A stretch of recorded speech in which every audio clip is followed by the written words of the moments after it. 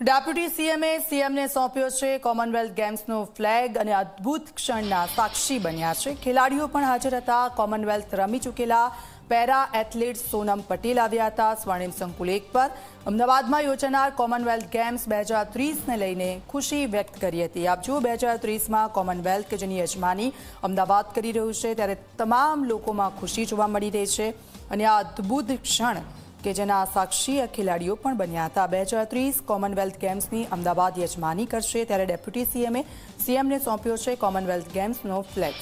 આપને જણાવી દઈએ ગ્લાસગો ખાતે કોમનવેલ્થ ગેમ્સ ચાલી રહી છે ત્યાં ડેપ્યુટી સીએમ હાજર હતા અને ત્યાંથી બેટન લઈને આવ્યા હતા અને હવે તે ડેપ્યુટી સીએમએ સીએમને ફ્લેગ સોંપ્યો છે। 2030માં જે કોમનવેલ્થ થવાની છે એ ખૂબ જ ગર્વની વાત કહેવાય। આમ તો આપણે ઇન્ડિયામાં ફર્સ્ટ ટાઈમ આ થઈ રહી છે કોમનવેલ્થ।